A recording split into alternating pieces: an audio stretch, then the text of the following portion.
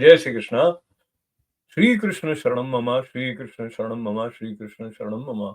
कृष्णाय वासुदेवाय हरये परमात्मने, प्रणत क्लेश नाशाय गोविंदाय नमो नमः।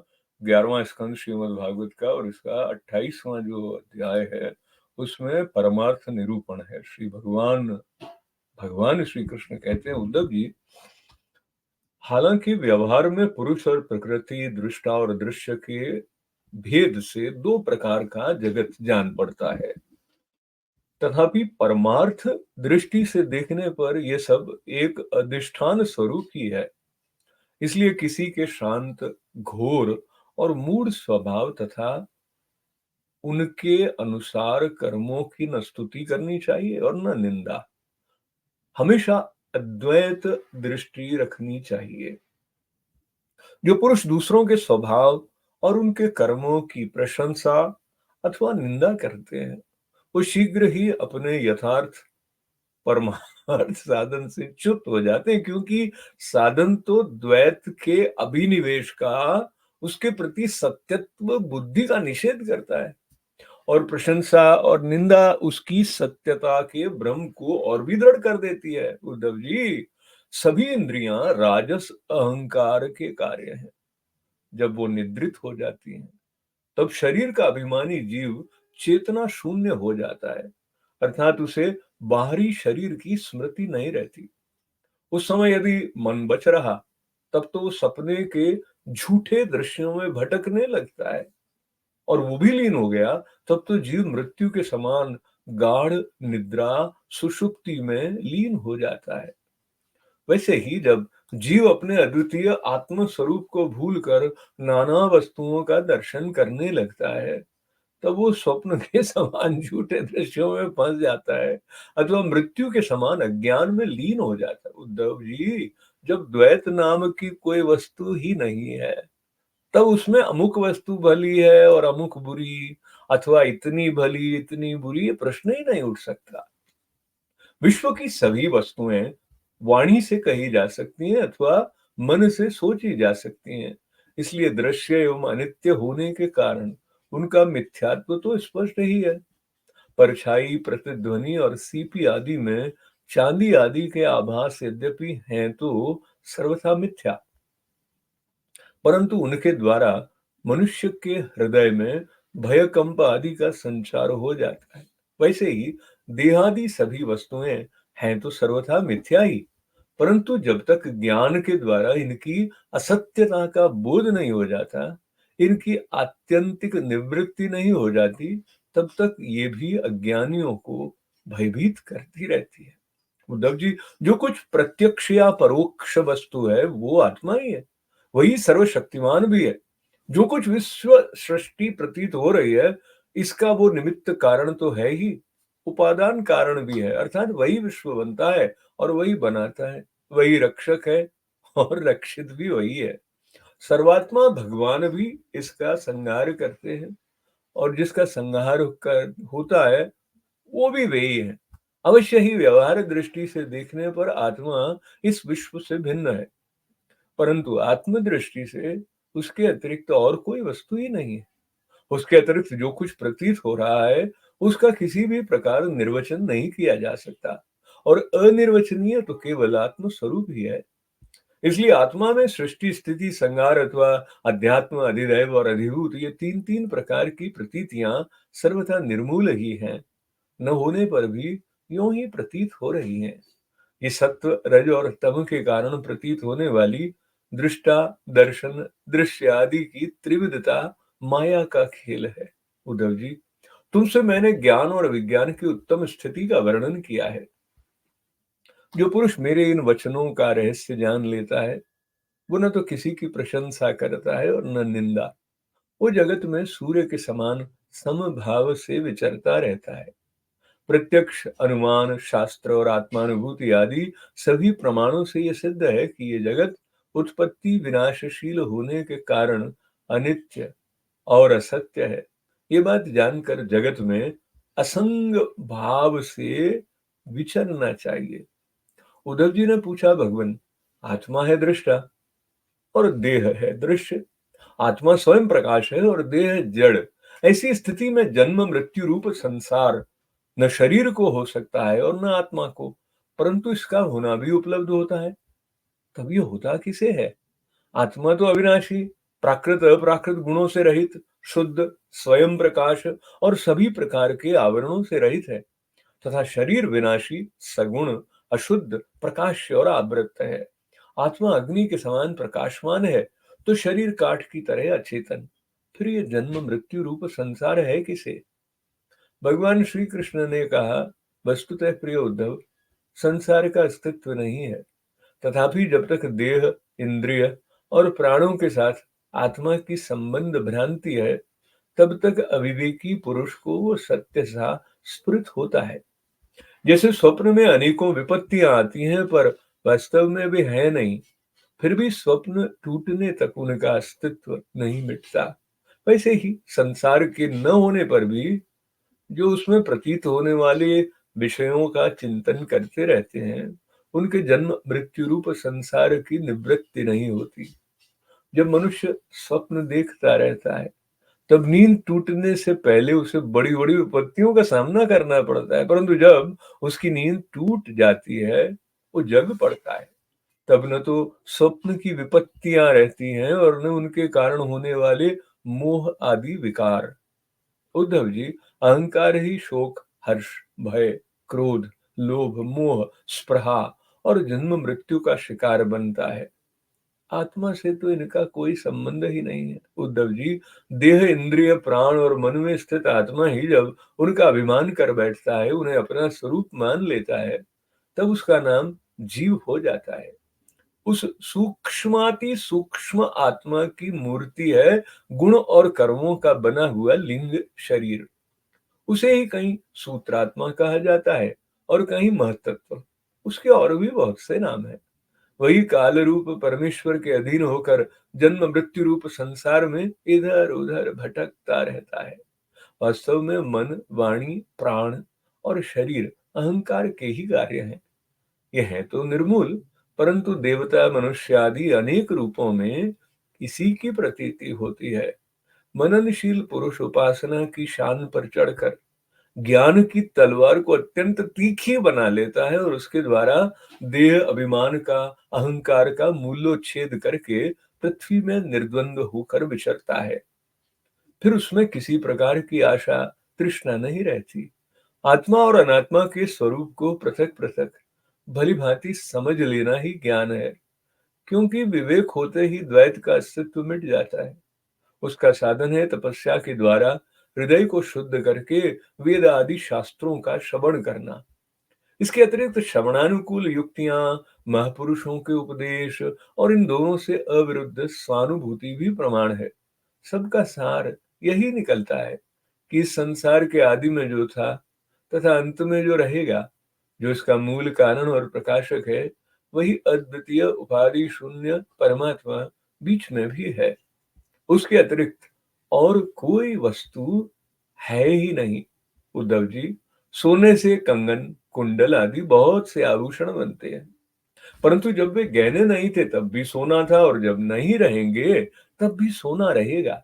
इसलिए जब बीच में उसके कंगन, कुंडल आदि अनेकों नाम रखकर व्यवहार करते हैं, तब भी वो सोना ही है। ठीक ऐसे ही जगत का आदि, अंत और मध्य मैं ही हूँ। वास्तव में मैं ही सत्य तत्व हूँ। भाई उद्धव, मन की तीन अवस्थाएं होती हैं, जागृत, स्वप्न और सुषुप्ति। इन अवस्थाओं के कारण तीन ही गुण हैं, सत्व, रज और तम। और जगत के तीन भेद हैं, अध्यात्म, इंद्रियां, अधिभूत, प्रत्यादि और अधिदेव, कर्ता। ये सभी त्रिविधताएं जिसकी सत्ता के से सत्य के समान प्रतीत होती हैं, और समाधि आदि में ये त्रिविधता न रहने पर भी जिसकी सत्ता बनी रहती है, वो तुरीय तत्व इन तीनों से परे और इनमें अनुगत चौथा ब्रह्म तत्व ही सत्य है, जो उत्पत्ति से पहले नहीं था और प्रलय के पश्चात भी नहीं रहेगा। ऐसा समझना चाहिए कि वो बीच में भी है नहीं, केवल कल्पना मात्र, नाम मात्र ही है। ये निश्चित सत्य है कि जो पदार्थ जिससे बनता है और जिसके द्वारा प्रकाशित होता है, वही उसका वास्तविक स्वरूप है, वही उसकी परमार्थ सत्ता है। ये मेरा दृढ़ निश्चय है। ये जो विकारमयी राजस सृष्टि है, ये न होने पर भी दिख रही है। ये स्वयं प्रकाश ब्रह्म ही है। इसलिए इंद्रिय, विषय, मन और पंचभूत आदि जितने विचित्र विचित्र नाम रूप हैं, उनके रूप में ब्रह्म ही प्रतीत हो रहा है। ब्रह्म विचार के साधन हैं श्रवण, मनन, निधिध्यासन और स्वानुभूति। उनमें सहायक हैं आत्मज्ञानी गुरुदेव। इनके द्वारा विचार करके स्पष्ट रूप से देह आदि अनात्म पदार्थों का निषेध कर देना चाहिए। इस प्रकार निषेध के द्वारा आत्म विषयक संदेहों को छिन्न भिन्न करके अपने आनंद स्वरूप आत्मा में ही मग्न हो जाए और सब प्रकार की विषय वासनाओं से रहित हो जाए। निषेध करने की प्रक्रिया यह है कि पृथ्वी का विकार होने के कारण शरीर आत्मा नहीं है। इंद्रिय, उनके अधिष्ठात्र देवता, प्राण, वायु, जल, अग्नि और मन भी आत्मा नहीं है, क्योंकि इनका धारण पोषण शरीर के समान ही अन्न के द्वारा होता है। बुद्धि, चित्त, अहंकार, आकाश, पृथ्वी, शब्द आदि विषय और गुणों की साम्यावस्था प्रकृति भी आत्मा नहीं है, क्योंकि ये सब के सब दृश्य और जड़ है। नात्मा वपुः पार्थिव मिन्द्रियाणि देवा ह सुरवायुजलम हुताशः मनोन्नमात्रम दिशणा च सत्त्वमहं कृतिः खम क्षितिरर्थ साम्यम। उद्धव जी, जिसे मेरे स्वरूप का भलीभांति ज्ञान हो गया है, उसकी वृत्तियां और इंद्रियां यदि समाहित रहती हैं, तो उसे उनसे लाभ क्या है? और यदि ये विक्षिप्त रहती हैं तो उनसे हानि भी क्या है, क्योंकि अंतःकरण और बाह्यकरण सभी गुणमय है और आत्मा से इनका कोई संबंध नहीं है। भला आकाश में बादलों के छा जाने अथवा तितर बितर हो जाने से सूर्य का क्या बनता बिगड़ता है? जैसे वायु आकाश को सुखा नहीं सकती, आग जला नहीं सकती, जल भिगो नहीं सकता, धूल धुएं मटमैला नहीं कर सकते और ऋतुओं के गुण सर्दी गर्मी आदि उसे प्रभावित नहीं कर सकते, क्योंकि वे सब आने जाने वाले क्षणिक भाव हैं और आकाश इन सब का एक रस अधिष्ठान है। वैसे ही सत्व गुण, रजोगुण और तमोगुण की वृत्तियां और कर्म अविनाशी आत्मा का स्पर्श नहीं कर पाते। वो तो इनसे सर्वथा परे है। इनके द्वारा तो केवल वही संसार में भटकता है जो इनमें अहंकार कर बैठता है। उद्धव जी, ऐसा होने पर भी तब तक इन माया निर्मित गुणों और उनके कार्यों का संग सर्वथा त्याग देना चाहिए, जब तक मेरे सुदृढ़ भक्ति योग के द्वारा मन का रजोगुण रूप मल एकदम निकल न जाए। उद्धव जी, जैसे भली भांति चिकित्सा न करने पर रोग का समूल नाश नहीं होता, वो बार बार उभर कर मनुष्य को सताया करता है। वैसे ही जिस मन की वासनाएं और कर्मों के संस्कार मिट नहीं गए हैं, जो स्त्री पुत्र आदि में आसक्त हैं, वो बार बार अधूरे योगी को बेधता रहता है और उसे कई बार योग भ्रष्ट भी कर देता है। देवताओं के द्वारा प्रेरित शिष्य पुत्र आदि के द्वारा किए हुए विघ्नों से यदि कदाचित अधूरा योगी मार्गच्युत हो जाए, तो भी वो अपने पूर्वाभ्यास के कारण पुनः योगाभ्यास में ही लग जाता है। कर्म आदि में उसकी प्रवृत्ति नहीं होती।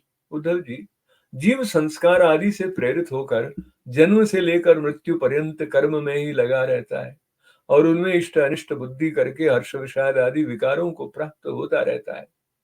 परंतु जो तत्व का साक्षात्कार कर लेता है, वो प्रकृति में स्थित रहने पर भी, संस्कारानुसार कर्म होते रहने पर भी उनमें इष्ट अनिष्ट बुद्धि करके हर्ष विषाद आदि विकारों से युक्त नहीं होता, क्योंकि आनंद स्वरूप आत्मा के साक्षात्कार से उसकी संसार संबंधी सभी आशा तृष्णाएं पहले ही नष्ट हो चुकी हैं।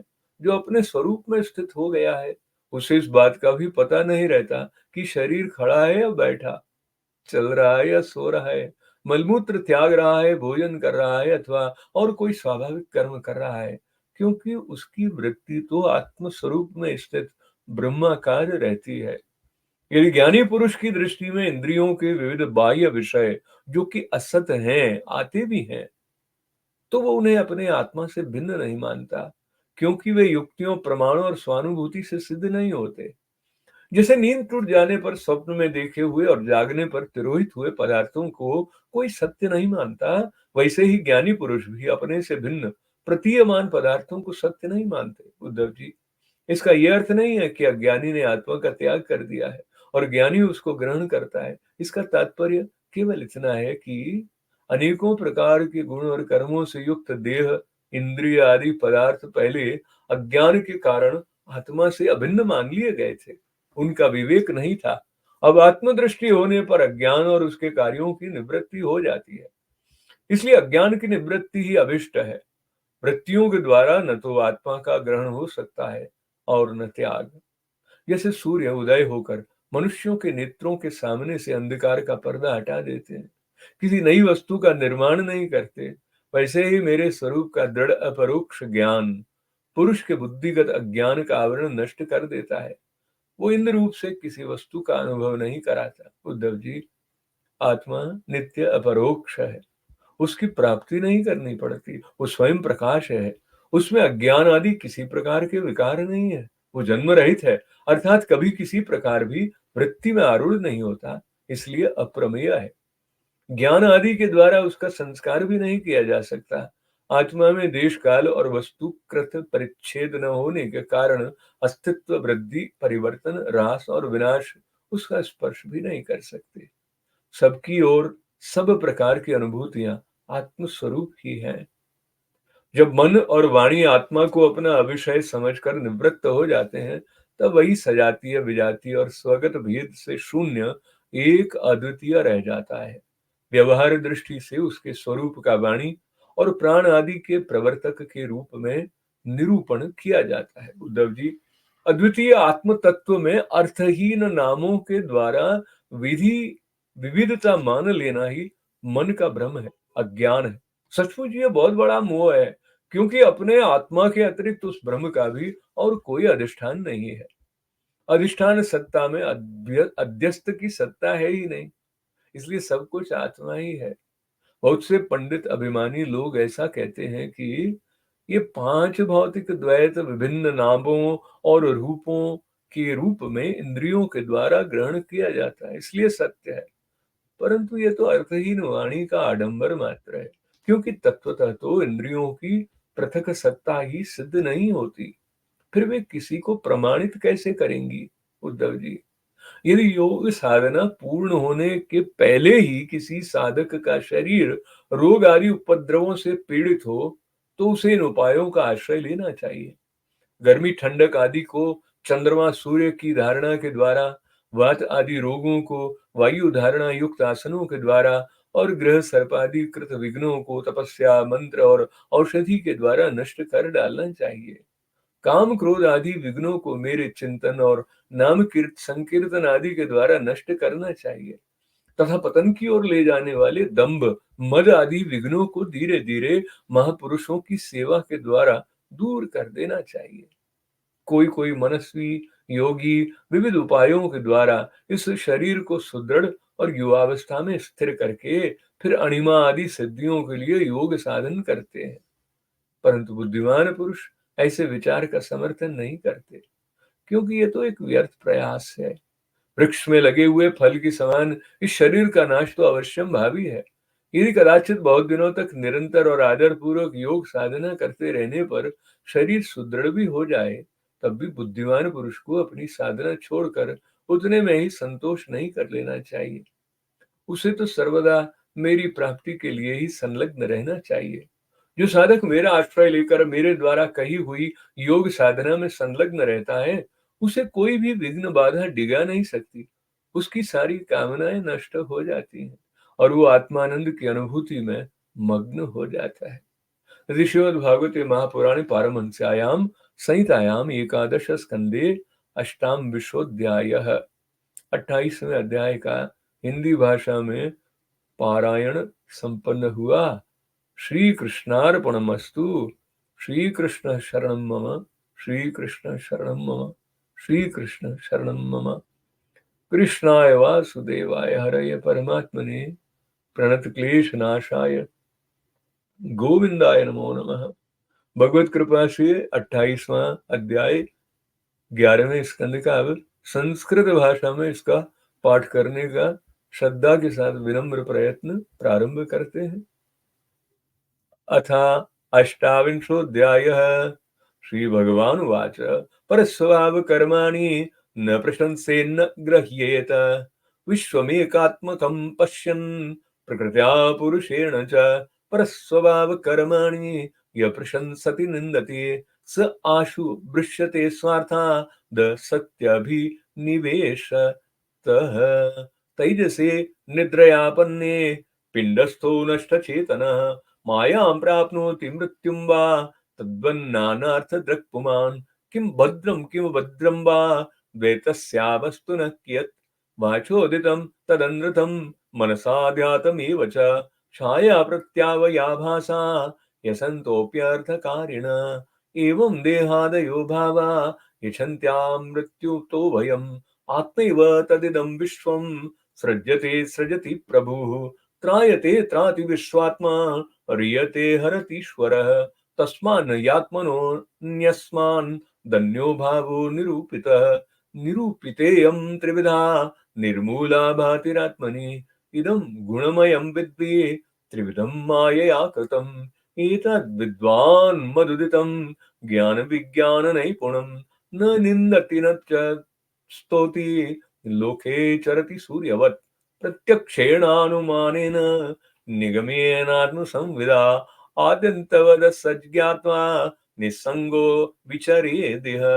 उद्धव उवाच नैवात्मनो न देहस्य संसरति दृष्टदृश्ययोः अनात्मस्वदृशो क्षीर कस्य स्यादुपलभ्यते आत्मा व्ययो गुणः शुद्ध स्वयं ज्योतिरनावृतः अग्निबद्धारुवद्ध चिद्देह कस्येह संसरतिः।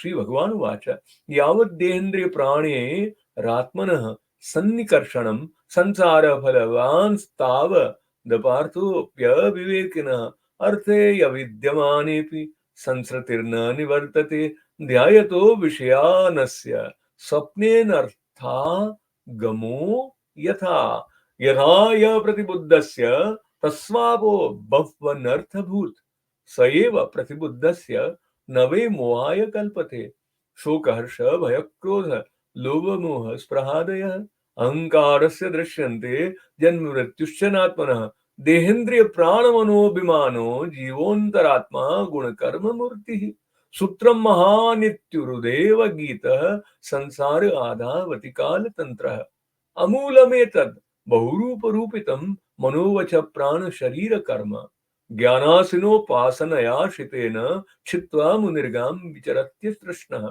ज्ञानं विवेको निगमस्तपश्च प्रत्यक्षमेति यमथानुमानम् आद्यन्तयोरस्य यदेव केवलं कालश्च हेतुश्च तदेव मध्ये यथा हिरण्यं सकृतं पुरस्तात् पश्चाच्च सर्वस्य हिरण्यमयस्य तदैव मध्ये व्यवहार्यमाणं नानापदेशे रमहमस्य तद्वत् विज्ञानमेतत् तत्र्यवस्थवङ्ग गुणत्रयं कारणकार्यकर्तृ समन्वयेन व्यतिरेकतश्च येनैव तुर्येण तदेव सत्यं न यत्पुरस्तादुतयन्न पश्चात् न मध्ये च तन्न व्यपदेशमात्रं भूतं प्रसिद्धं च परेण यद्यत् तदेव तत् स्यादिति मे मनीषा अविद्यमानोऽप्यवभासते यो वैकारिको राजससर्ग एष ब्रह्म स्वयं ज्योतिरतो विभाति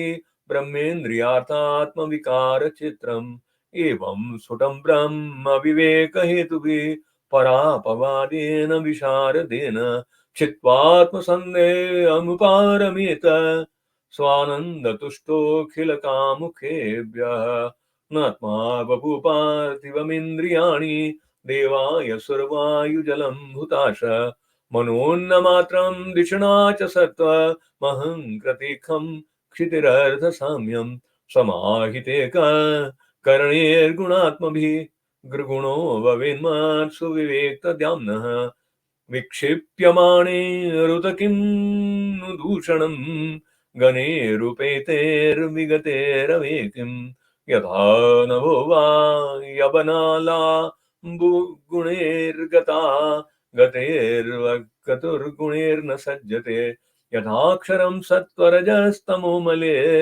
रहं मते संसृति हेतुभिः परं तथापि सङ्गः परिवर्जनीयो गुणेषु मायारचितेषु तावत् मद्भक्तियोगेन दृढेन यावत् रजो निरस्येत मनः कषाय यथा मयोषा दुचिकित्सतो नृणां पुनः पुनः संतुदते प्ररोहन् एवं मनोपक्वकषाय कर्म कुयोगिनं विद्यति सर्वसङ्गं कुयोगिनो ये विहितान्तरायैर्मनुष्यभूते स्त्रिदशोपसृष्टे ते प्राक्तनाभ्यासबलेन भूयो युञ्जन्ति योगं न तु कर्मतन्त्रं करोति कर्म क्रियते च जन्तु केनाप्यशोचोदितानि पातात् न तत्र विद्वान् प्रकृतो स्थितोऽपि निवृत्ततृष्ण स्वसुखानुभूत्या तिष्ठन्तमासि मनमुत्प्रजन्तं शयानमुक्षन्तमदन्तमन्नम् स्वभावमन्यात् किमपि हमानम् आत्मानमात्मस्थमितर्न वेद यदि स्म पश्यत्यसदिन्द्रियार्थं नानानुमानेन विरोधमन्यात् न मन्यदेव स्तुतया मनीषी स्वाप्नं यथोत्थाय तिरोदधानं पूर्वं गृहीतं गुणकर्मचित्रम् अज्ञानमात्मन्यविवेक्तमङ्ग निवर्तते तत् पुनरीक्षयैव न ग्रह्यतेनापि विसृज्य आत्मा यथा हि भानुहृदयोन्द्रचक्षुषां नमो निहन्यान् तु सद्विदत्ते एवं समीक्षा निपुणा सती मे अन्यातमित्रं पुरुषस्य बुद्धे एष स्वयं ज्योतिरजो प्रमेयो महानुभूति सकलानुभूति एको द्वितीयो वचसा विरामे येने श्रितावाक् सबसन्द्रन्ति एतावानत्मसम्मोहो यद्विकल्पस्तु केवले आत्मन्द्रते स्वमात्मानं मवलम्बो न यस्य हि यन्नामाकृतिविग्राह्यं पञ्चवर्णमबाधितं यर्थेनाप्यर्थवादोऽयं द्वयं पण्डितमानिनां योगिनो पक्वयोगस्य युञ्जत काय उत्थिते उपसर्गे विहन्येत तत्रायं विहितो विधिः योगधारणया कांक्षे दासनिर्धारणान्विते तपो मन्त्रोषधे कांक्षे दुपसर्गान् विनिर्दहेत् कश्चिन्ममानुध्यानेन नाम संकीर्तनादिभिः योगेश्वरानुरत्या वा अन्यादशुभदाञ्छने केचिद्देवमिमं धीरा सुकल्पं वयसि स्थिरं विधाय विविधोपाये अर्थ युञ्जति सिद्धये न हि तत् कुशलादृत्यं यदा तदा यासो यपार्थक अन्तवत्त्वा क्षरीश्रस्य फलस्येव वनस्पते योगं निषेवतो नित्यं कायश्चेत् कल्पतां यात् तच्छ्रद्धध्यानमत्तिमान् योगमुत्सृज मत्पर योगचर्यामिमां योगे विचरन् मदपाश्रय नात्तरायैर्विहन्येत निःस्पृह स्वसुखानुभुः इति श्रीमद्भागवते महापुराणे पारमहंस्यायां संहितायाम् एकादशस्कन्धे अष्टादशोऽध्यायः। हरि ओम तत्सत्। हरि ओम तत्सत्। हरि ओम तत्सत्। श्रीकृष्णार्पणमस्तु। श्रीकृष्ण शरणं मम। श्रीकृष्ण शरणं मम। श्रीकृष्ण शरणं मम। कृष्णाय वासुदेवाय हरये परमात्मने प्रणतक्लेशनाशाय गोविन्दाय नमो नमः। जय श्री कृष्ण।